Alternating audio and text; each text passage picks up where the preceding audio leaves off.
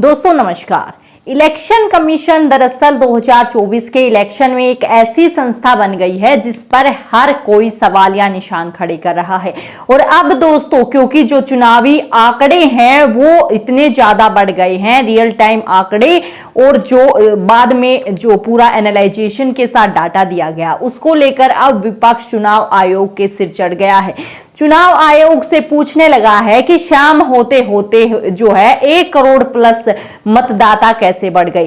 पूरा मामला आपको विस्तार से बताएंगे और इसी के साथ आपको बताएंगे कि एसवाई कुरैशी जो हैं पूर्व चुनाव आयुक्त रह चुके हैं, और वो भी ऐसी स्थिति में जब पहली बार ईवीएम को लाया गया था, यानी कि काफी संवेदनशील स्थिति में वो रह चुके हैं चुनाव आयुक्त। उन्होंने भी चुनाव आयोग पर अपनी टिप्पणी दी है। मामला सुप्रीम कोर्ट में पहुंचा तो डीवाई चंद्रचूड़ का क्या कहना है और किस प्रकार से अब ये डाटों का आंकड़ा चुनाव आयोग के लिए गले का फंदा बन गया है, पूरा विस्तार से खबर आपको बताएंगे। सबसे पहले तो हम आपको बताएं कि विपक्ष इस पर क्या कहना। आप आराम से बैठिए, वीडियो को देखिए और समझिए कि 2024 के इलेक्शन में आखिर चल क्या रहा है। सबसे पहले आपको हम विपक्ष का जो पवन खेड़ा है इंडियन नेशनल कांग्रेस पार्टी से, उनका क्या कहना है। उन्होंने आज एक सोशल मीडिया पर एक छोटी सी दोस्तों वीडियो क्लिप शेयर की है, वो वीडियो क्लिप देखिए, उसके बाद हम आपको बताएंगे कि उनका क्या कहना।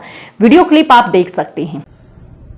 पिछले 4 चरणों के चुनाव में जिस तरह से जो रियल टाइम डेटा आंकड़े आए हैं, वोटिंग कितनी हुई है उसके बाद जो फाइनल फिगर आया है, 2 उसमें सवाल उठते हैं। एक तो फाइनल फिगर लाते लाते चुनाव आयोग को 10 से 11 दिन क्यों लगे। दूसरा, फाइनल फिगर और रियल टाइम फिगर में 1 करोड़ 7 लाख वोटों का अंतर 380 के लगभग सीटों पर कैसे आया। ये इतिहास में, चुनावों के इतिहास में कभी नहीं हुआ, पहली बार हुआ। इसलिए लोगों के मन में एक चिंता है, संशय है चुनाव की प्रक्रिया को लेकर, और इस संशय को, इस शक को दूर करने की जिम्मेदारी सबसे पहले चुनाव आयोग की है। हम बार बार ये सवाल उठा रहे हैं क्योंकि पूरे देश में हर वोटर को चिंता है कि ये हो क्या रहा है, क्या कोई धांधली हो रही है। आपने वीडियो क्लिप देख ली, अब उसके बाद हम आपको बताएंगे इनका क्या कहना है। दरअसल आप अपनी स्क्रीन पर दोस्तों देख सकते हैं कि पवन खेड़ा ने कहा है कि voters are worried about the strange goings on in the election commission of India through the 4 phases of voting. जिस प्रकार से इलेक्शन कमीशन डाटा के आंकड़े देने में जो है लेट लतीफी कर रहा है वो चिंताजनक है। उसके बाद उन्होंने कहा कि सबसे पहले चुनाव आयोग को मतदान का अंतिम आंकड़ा सामने लाने में 10 से 11 दिन लग गए। अंतिम आंकड़े के बीच का अंतर 1.7 करोड़ वोट होता है। यह सचमुच ही अभूतपूर्व है। गायब ईवीएम को लेकर जो है कई सवाल भी पूछे गए, उनको लेकर भी पवन खेड़ा ने जो है सवाल उठाया कि उनका भी कोई जवाब नहीं मिला। दोस्तों पवन खेड़ा ने सीधा सीधा कहा कि 1 करोड़ जो मतदाता बढ़ गई हैं उसका हिसाब तो इलेक्शन कमीशन को देना ही होगा।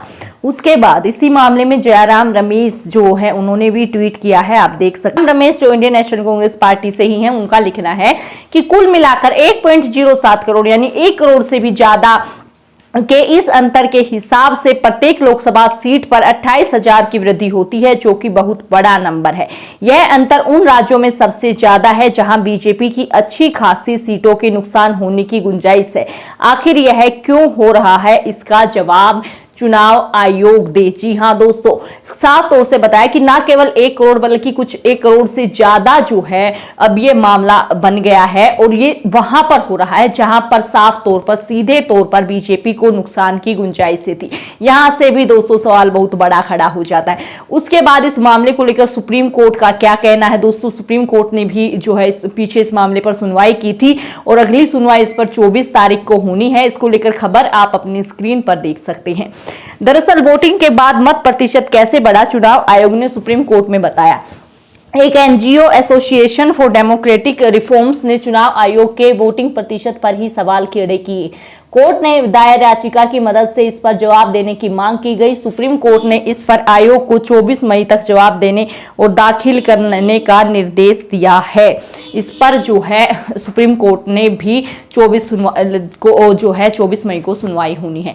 उसके बाद दोस्तों आपको हमने बताया एसवाई कुरैशी जो इलेक्शन कमीशन के जो है चुनाव आयुक्त, पूर्व चुनाव चुनाव आयुक्त सीईसी रह चुके हैं, उन्होंने भी एक हैरानजनक टिप्पणी चुनाव आयोग को लेकर कर दी। दरअसल इनका नाम जो है इलेक्शन कमीशन के साथ इसलिए भी जोड़ा जाता है क्योंकि ये उन गंभीर परिस्थितियों में आयुक्त रहे हैं जब बैलेट पेपर से, आप समझिए स्थिति क्या रही होगी, बैलेट पेपर से चुनाव जो है ईवीएम पर करवाए गए, सारा डाटा तैयार किया गया, सारा डाटा समय से जो है शेयर किया गया।